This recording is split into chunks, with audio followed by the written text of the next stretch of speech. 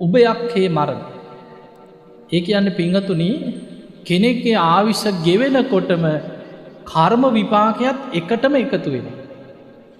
ආයුෂ ගෙවිලා ඉවර වෙනකොටම කර්ම විපාක එකතු වෙලා තමයි මැරෙන්නේ. දෙකම එකතු වුණොත් ඒකට කියනවා උභයක්ඛේ. දැන් මුගලන් හාමුදුරන්ට වෙලා තියෙන එහෙම දෙයක් සසරේ. උන්වහන්සේ 이르දිවන්තයින් අතර අග්‍රයි.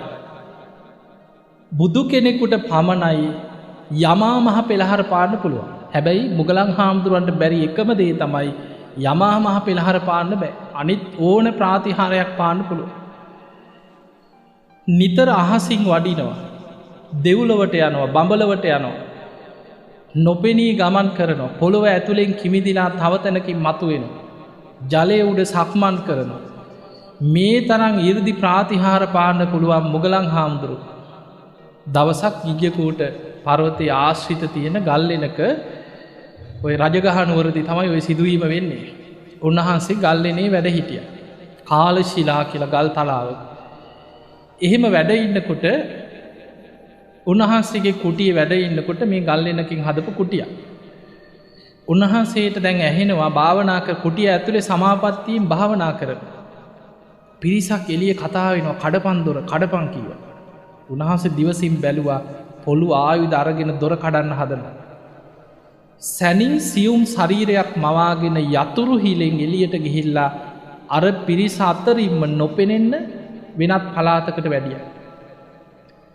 මේ පිරිස දොර කඩලා බැලුවා නෑ යමල්ලා යන්න කියලා ගියා. එතකොට බලන්න ඒ තරම් 이르දි බල සම්පන්න කෙනා. යතුරු හිලෙන් එළියට ගියේ පළවෙනි වතාවේ.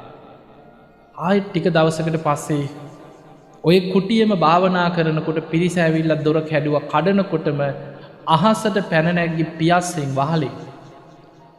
වහලෙන් අහසට පැන නැගලා අහසින්ම වෙනත් පළාතකට වැඩියා. දෙවනි පාරත් බේරුණා.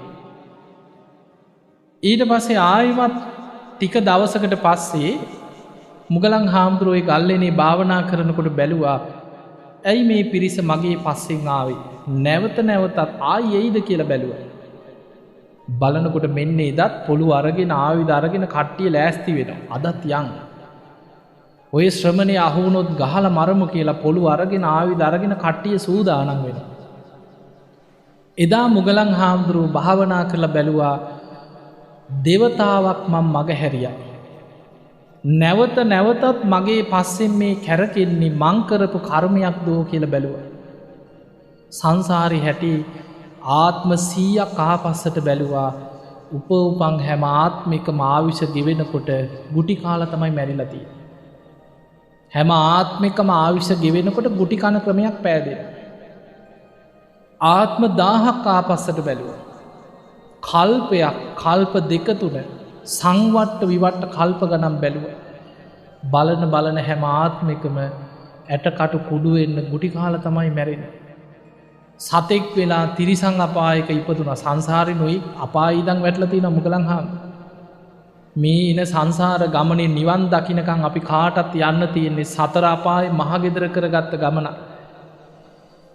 උන්වහන්සේ දකින්නවා තිරිසන් ආත්මික ඉපදුනත් එක්ක සත්තුන්ගෙන් පහර කාලා ඇටකටු කුඩු වෙලා මැරෙනවා. එක්ක මිනිස්සු ගල් මුල් වලින් ගහලා අස්ති කුඩු වෙලා මැරෙනවා. එහෙම නැත්නම් මනුස්ස ලෝකේ ඉපදිච්ච ආත්මවල මිනිස්සු වට කරගෙන ගහලා කොහේ හරි යන කරුණයක් ගුටි කන්න ක්‍රමයක් පෑදෙනවා. උන්වහන්සේ බැලුවා ඇයි මට මෙහෙම මේ බලාගෙන ගියා කල්ප ගණන් ආපස්සට.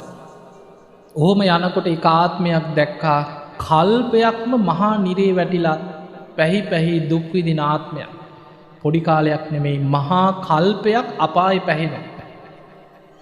උන්වහන්සේ එතනින් ඊටත් එහා බැලුවා. ඇයි මං අපායට වැටුනේ කියලා බැලුවා.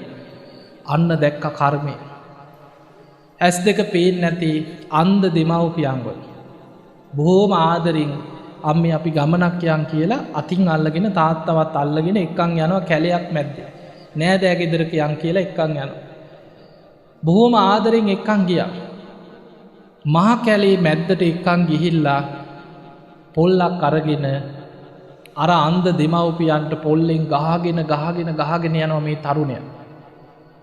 ගහනකොට යාම කෑ ගහනවා.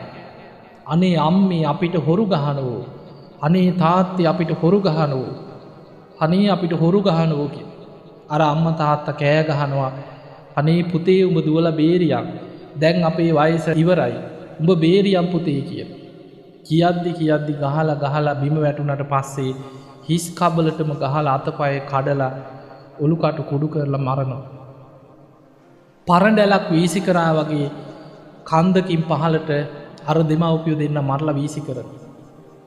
පොල්ලත් විසි කරලා අතපය හොදගෙන ගෙදරට ඇවිල්ලා බිරිඳට කිව්වා අන්න ඔයා කියපු විදිහට වැඩේ කරා කියලා.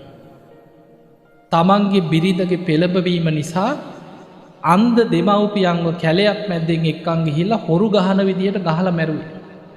දැන් මේ ළඟාත්මික දෙයක් නෙමෙයි. කල්ප දහස් ගානකට පෙර සංසාරේ සිද්ධ වෙච්ච කල්ප ගානකට පෙර සිදුවීමක් වෙයි. එතකොට අම්මා තාත්තා මරනවා කියන්නේ මොන වගේ කර්මයක්ද? ආනන්තරී අකුසලයක්. ඒකේ විපාකේ තමයි කල්පයක් නිරේ දුක් විඳින්නේ. ආනන්තරීය විපාකේ ලැබෙන්නේ ඊළඟ ජීවිතේ. ඒකට කියන උපපජ්ජ වේදනීය කර්ම. මේ ජීවිතේ ලැබෙන කර්ම වලට අපි මොකද කියන්නේ? ditta ධම්ම වේදනීය. උපපජ්ජ වේදනීය කියන්නේ ඊළඟ ජීවිතේ ඒකාන්තයෙන් විපාක දෙනවා. ආනන්තරීය කර්ම කියන්නේ ගරුක කර්ම. ඊළඟ ජීවිතේ කල්පයක් නිරේ. කල්පයක් අපායේ පැහිලා කල්පයක් ගෙවලා අපායෙන් උඩට ආවා. දැන් ආනන්තරී අකුසලයේ ගෙවලා ඉවර කරා.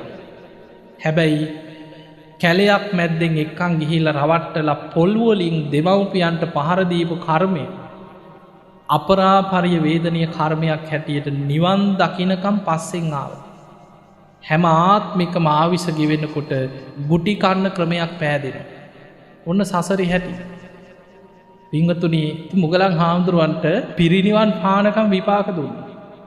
එදා උන්වහන්සේ දැක්කා මේ මගේ සසර කර්මයක්.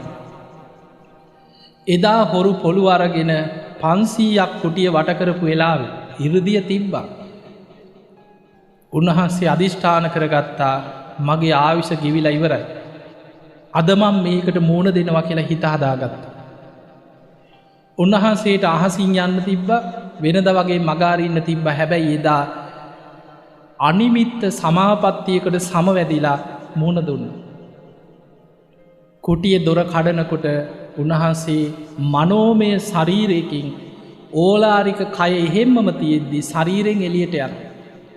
ඔබ අහලා ඇති ධර්මයේ උගන්වනවා හිත වඩපු කෙනෙකුට හිත ඉහළට දියුණු කරලා මේ ඕලාරික ශරීරය එහෙම්මම තියෙද්දි මනෝකාය කියලා කියන්නේ මනෝමය ශරීරයකින් කයෙන් ඉවත් වෙන්න පුළුවන්.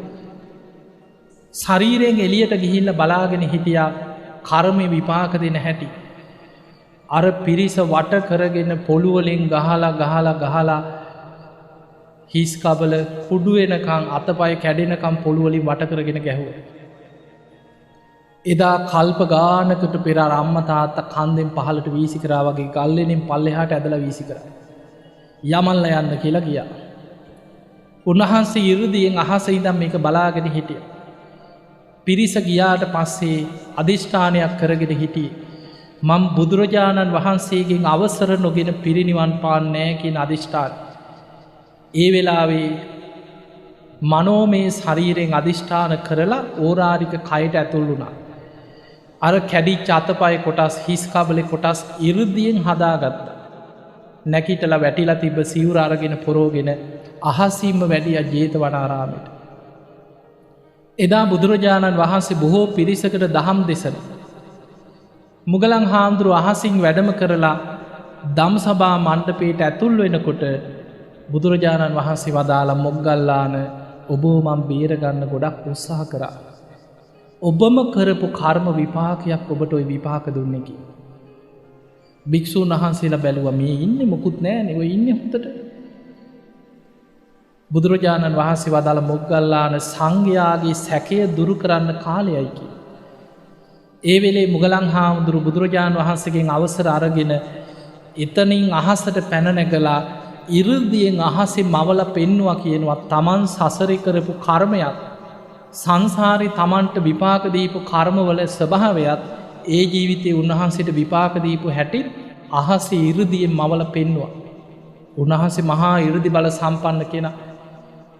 එහෙම කර්ම විපාකය අහසේ පෙන්නලා අහසින් බැහැල බුදුරජාණන් වහන්සේ ළඟ වැඳලා කිව්වා ස්වාමීනි මට පිරිනිවන් පාන්න අවසර දෙන සේක්වා. සුගතයන් වහන්ස මට පිරිනිවන් පාන්න අවසර දෙන සේක්වා. බුදුරජාණන් වහන්සේ දැක්කා මුගලන් මහරහතන් වහන්සේගේ ආයුෂ ගෙවිලා ඉවරයි. ඉරදි බලය නිසා තමයි මෙහෙමවත් මේ කය පවත්වගෙන ඔය ඉරදියෙන් තාම වැඩ ඉන්නේ. බුදුරජාණන් වහන්සේ වදාළ මොග්ගල්ලාන ඔබට පිරිනිවන් පාන්න අවසර දෙනවා.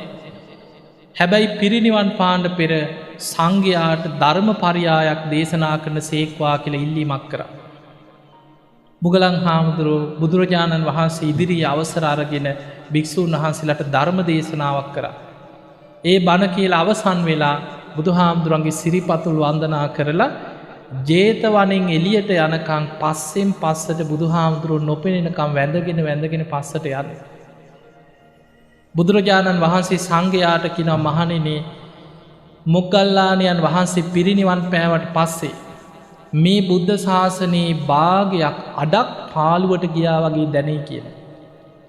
මුගලන් හාමුදුරුවෝ යම් පළාතක වැඩ ඉන්නවා නම් ඒ ප්‍රදේශයේම සංඝයාට මහා අනුග්‍රහයක්.